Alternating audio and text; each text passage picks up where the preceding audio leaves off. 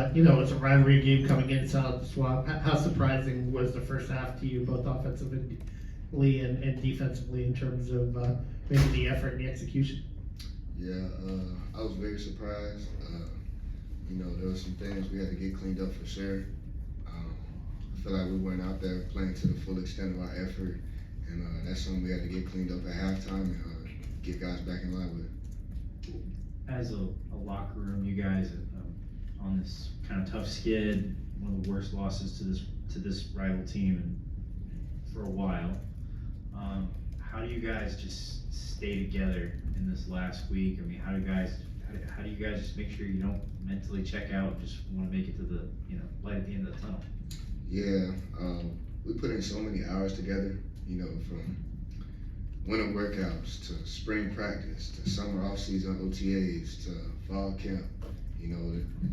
It's some tough times. There's a lot of ups and downs throughout being a college football player and being held to such a high standard like this at the University of Florida. So I've bled, I've cried, I've sweat with these guys, and that just means the world to me and all the other guys in the locker room.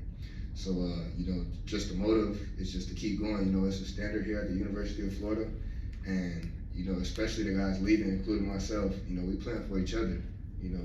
Those guys in the locker room don't want us to go out on a bad note, and that's definitely the motivation. And to continue just chipping wood, continue to keep going, show up every day. Yeah, I know that the guys in that locker room got my back for sure.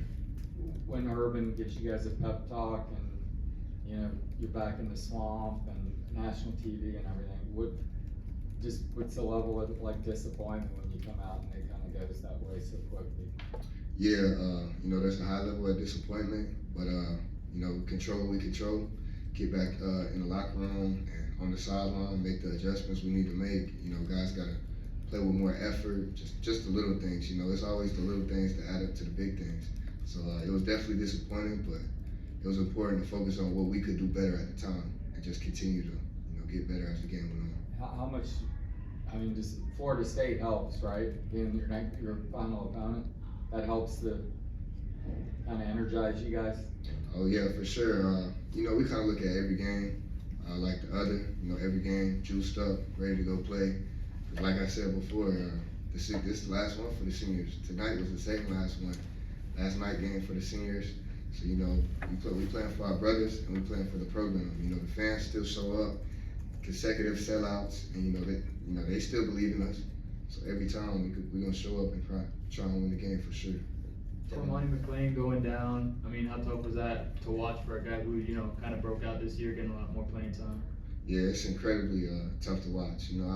I've experienced with injuries, and just seeing him go down, man, that broke my heart. Because I seen the guy, extra meetings, extra hours in the weight room, just doing all the extra little things so he can make plays on Saturday like he does. So it breaks my heart every time one of my brothers go down for sure. This is probably building off one of your previous answers, but I'm not even sure if we get to talk to you again at some point now that you're almost done here. But what's kind of your parting message almost to the players who are going to be experiencing this change just after all you've seen here, the 4 years you've been here? Yeah, I definitely say, just college football as a whole right now. The amount of things that the University of Florida has did for me and my brothers, we owe the world to the university. So every time, it's something to do with football or something to do off the field involving the patch, playing for the patch, give your all. That's all I gotta say really, because, it changed my life, it changed a bunch of people's life in the locker room. So, it's a standard to the university, we gotta uphold it. When you see a player like Jaden Woods as a leader, how do you see him stepping up and see those other young guys stepping up when others are going down? Yeah, Woods, he's a freak. I'm sure somebody in the media said that before. I kind of seen it somewhere, but I'm here to add on to it. He's an animal off that edge, and just seeing his progression throughout the season is amazing to watch.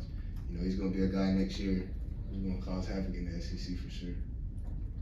You knew kind of going into the game that Aguiar is going to be hard to handle. I think he completed 11 of 13 in the first half. What made him particularly effective in finding open guys, you think? Just moving the pocket. I say that's definitely one of them. And then just his ability to throw on the run and just be accurate with the football. I feel like he was pretty accurate tonight.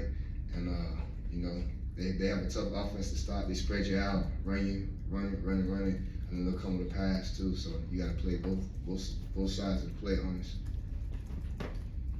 Alright, thank you guys. Thank you. Thank you. Thanks.